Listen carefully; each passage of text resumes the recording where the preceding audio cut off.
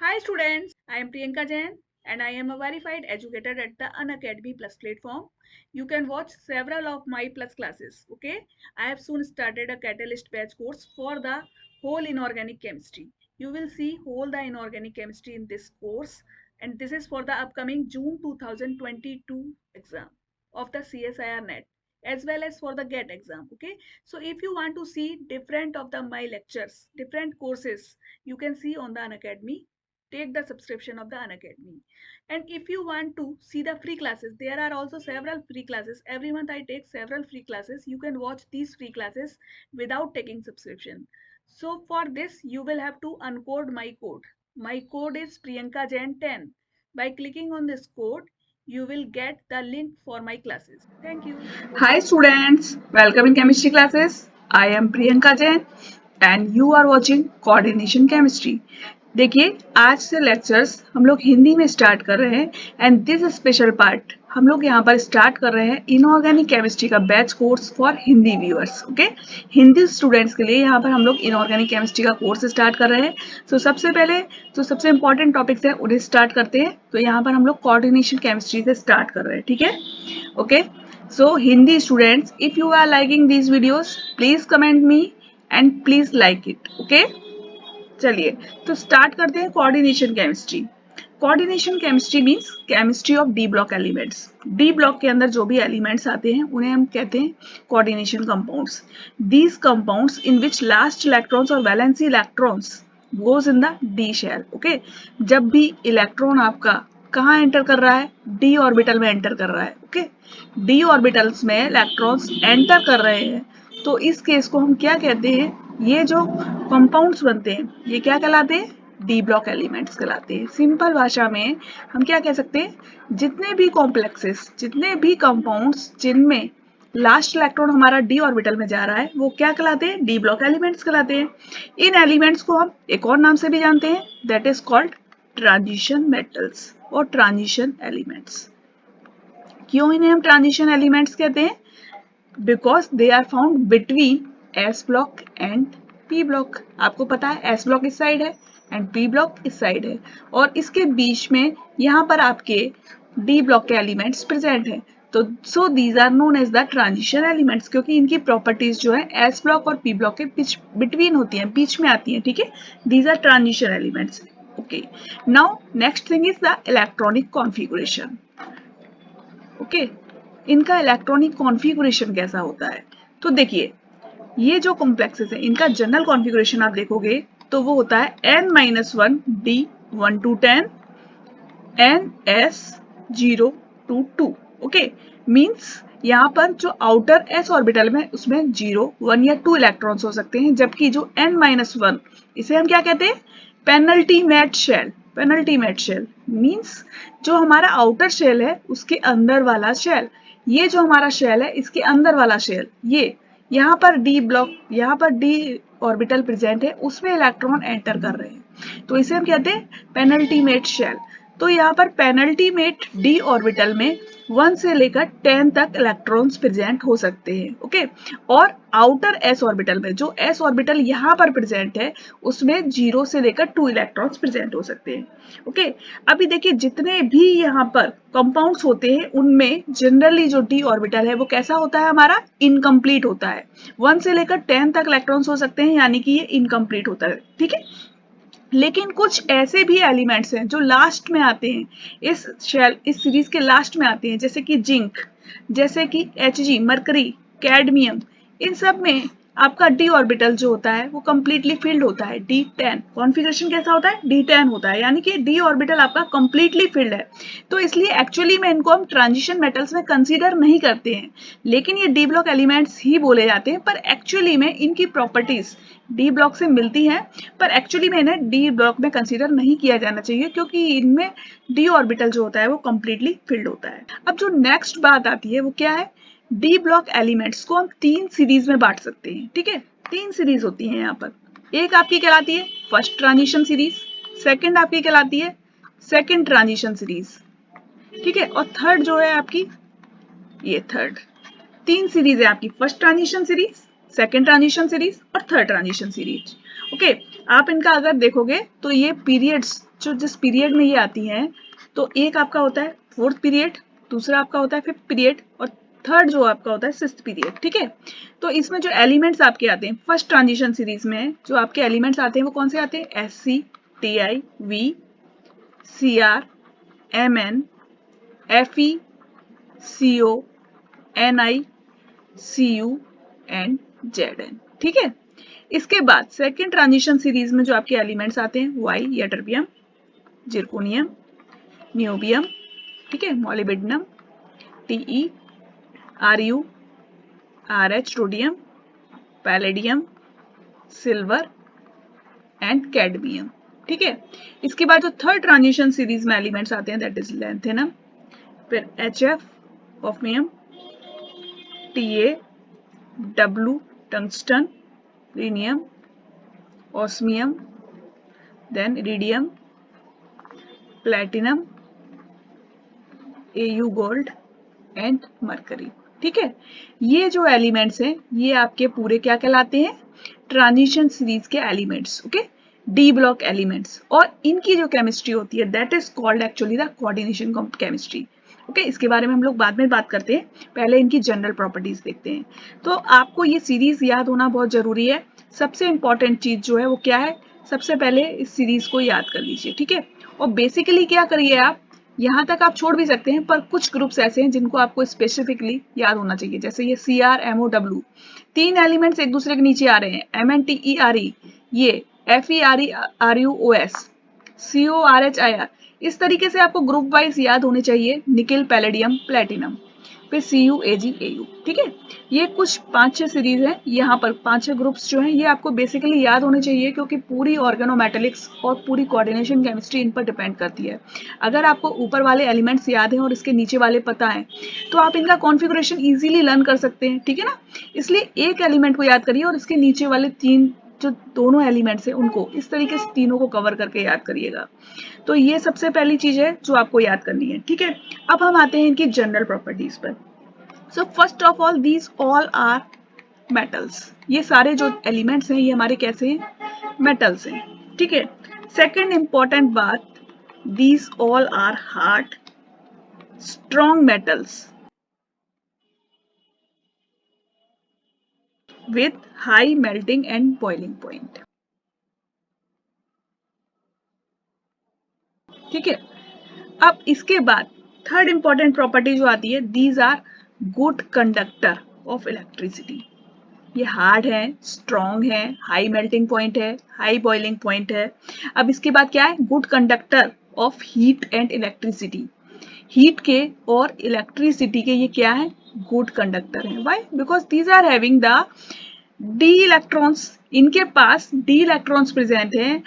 आपके पास खाली ऑर्बिटल्स में इलेक्ट्रॉन्स प्रेजेंट है, दे कैन मूव इजीली, वो जल्दी से मूव कर सकते हैं। आपने हीट पास करी तो ये मूव कर पा रहे हैं electrons, these are ready to move, इसलिए ये गुड कंडक्टर्स है। ओके, नेक्स्ट इंपॉर्टेंट बात, दीज आर इलेक्ट्रोपॉजिटिव मेटल्स, ये सभी इलेक्ट्रोपॉजिटिव है। इलेक्ट्रोपॉजिटिव का मीन्स क्या है? These have the tendency to lose electrons, इनकी टेंडेंसी होती है कि ये इलेक्ट्रॉन्स को लूज कर सकते हैं। Okay, so these are electropositive. अब इसके बाद जो नेक्स्ट इनकी प्रॉपर्टीज आती है, एक बहुत ही important properties, these exhibits variable oxidation states, इनकी टेंडेंसी होती है कि ये वेरिएबल ऑक्सीडेशन स्टेट शो करते हैं, यानी कि ये +1 से लेकर +8 तक की ऑक्सीडेशन स्टेट शो कर सकते हैं। Variable oxidation state, why these are showing variable oxidation states? क्यों ये ऑक्सीडेशन स्टेट्स वेरिएबल शो कर रहे हैं? Actually these are having penultimate d orbital. हमने अभी बात की, क्या कहा? n-1 ऑर्बिटल में, डी ऑर्बिटल में इलेक्ट्रॉन्स प्रेजेंट है, इनका नंबर कितना है? 1 to 10। ओके, ns, इसमें भी 0 to 2 इलेक्ट्रॉन्स प्रेजेंट है। ठीक है, 2 इलेक्ट्रॉन्स यहाँ से छोड़े जा सकते हैं, 2 इलेक्ट्रॉन्स ये यहाँ से लूज कर सकता है, और जो ये डी ऑर्बिटल में इलेक्ट्रॉन्स प्रेजेंट है, दीज कैन ऑल्सो बी लूज्ड, इनको भी लूज किया जा सकता है। ठीक है ना, तो इस कंडीशन के आधार पर ये कितने इलेक्ट्रॉन्स कब लूज करने वाले हैं, they will show variable oxidation state. इस आधार पर ये अलग अलग ऑक्सीडेशन स्टेट शो करते हैं। Now the next important property is that these are having the unpaired electrons. Generally इनमें अनपेयर्ड इलेक्ट्रॉन्स होते हैं, तो ये क्या शो करते हैं? पैरामैग्नेटिज्म शो करते हैं। पर कुछ कंपाउंड्स ऐसे हैं जिनमें कि अनपेयर्ड इलेक्ट्रॉन्स प्रेजेंट नहीं है। ठीक है, ऑल इलेक्ट्रॉन्स आर पेयर्ड। किन किन केसेस में, मैंने अभी आपको बताया था, जिंक है, Hg है, Cd है, इन केसेस में क्या है, D10 कॉन्फ़िगरेशन है। तो इनकी प्रॉपर्टीज क्या है, इनमें all electrons are paired, so they will be diamagnetic. और भी कुछ कंपाउंड्स होते हैं, हम बाद में डिस्कस करेंगे मैग्नेटिक प्रॉपर्टीज। तो वो सारे कंपाउंड्स कैसे होते हैं, डायमैग्नेटिक होते हैं, but generally most of the compounds are paramagnetic. ठीक है, अभी next property, as we move from 3D to 4D to 5D, जैसे जैसे हम 3D से 4D में जाते हैं और 4D से 5D में जाते हैं, it means when the size of the elements is increasing. Okay, actually क्या हो रहा है, 3D से आप 4D में जा रहे हो और 4D से 5D में जा रहे हो, तो साइज एक्चुअली में इंक्रीज हो रहा है।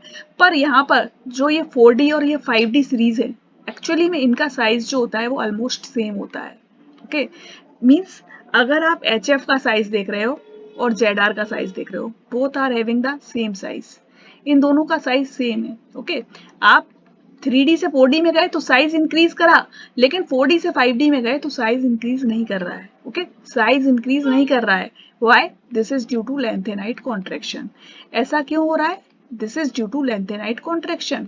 ये लेंथेनाइट कॉन्ट्रैक्शन की वजह से हो रहा है, क्योंकि लेंथेनाइट कॉन्ट्रैक्शन की वजह से साइज क्या हो गया, श्रिंक हो गया, और 4D के जस्ट नीचे आती है 5D, तो साइज जो है 4D का और 5D का वो ऑलमोस्ट सेम हो जाता है। ठीक है, अनदर इंपॉर्टेंट प्रॉपर्टी क्या है, transition metals and there compounds have good catalytic property. इनकी एक विशेषता होती है, ये कैटेलिस्ट की तरह एक्ट कर सकते हैं। ठीक है, कैटेलिटिक बिहेवियर शो करते हैं। बहुत सारे इनके कॉम्प्लेक्सेस हैं जो कि कैटेलिटिक बिहेवियर शो करते हैं। वाई? क्योंकि इनकी टेंडेंसी है कि ये इलेक्ट्रॉन्स को लूज कर सकते हैं, वेरिएबल ऑक्सीडेशन स्टेट शो कर सकते हैं, और इसलिए ये कैटेलिस्ट के तौर पर काम करते हैं। जैसे कि ये mixture of TiCl3 and try ethyl aluminium, इसका जो मिक्सचर है ये एक बहुत इंपॉर्टेंट कैटलिस्ट होता है, जिसे हम कहते हैं जीगलर नाटा catalyst,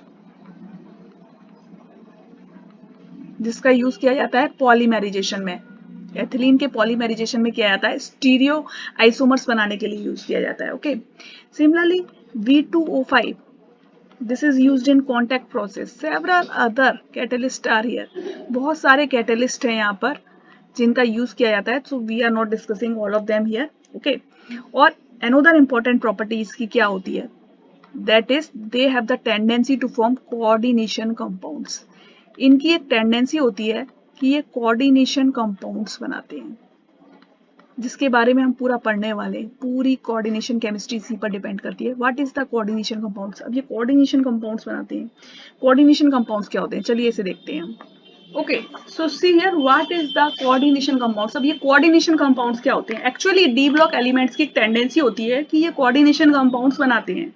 okay, in coordination compounds में क्या होता है, एक हमारी मेटल होती है, ठीक है, एक हमारा मेटल कैटायन होता है, और क्या होते हैं, बहुत सारे लिगेंड्स होते हैं। लिगेंड्स क्या होते हैं?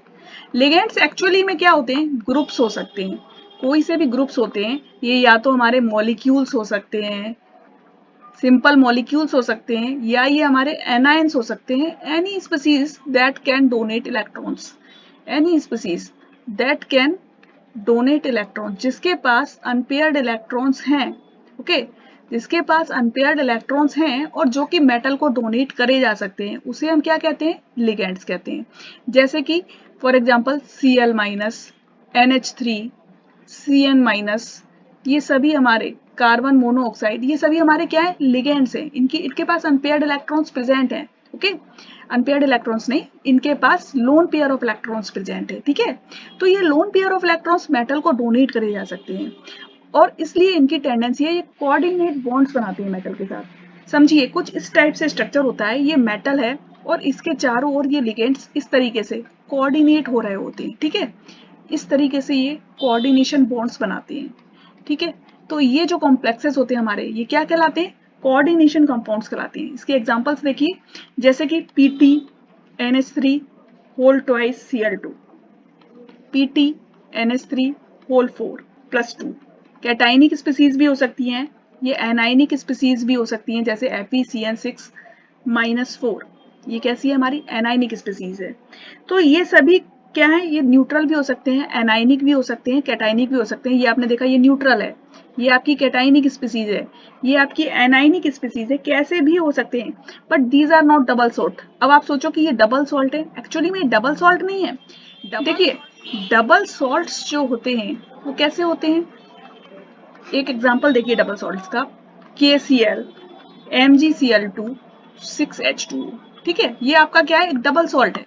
इसको आपने वाटर में डिसॉल्व किया तो ये क्या देगा आपको, K+ आयंस अलग मिल जाएंगे आपको, Cl- आयंस अलग मिल जाएंगे, Mg++ अलग मिल जाएगा और वाटर अलग मिल जाएगा। मतलब सभी यहाँ पर अलग अलग हो जाएंगे, आपको डिसोसिएशन हो जाएगा, कंप्लीटली आयनाइज हो जाएगा ये आपको, और यहाँ पर सब आयंस आपको मिल जाएंगे, ठीक है।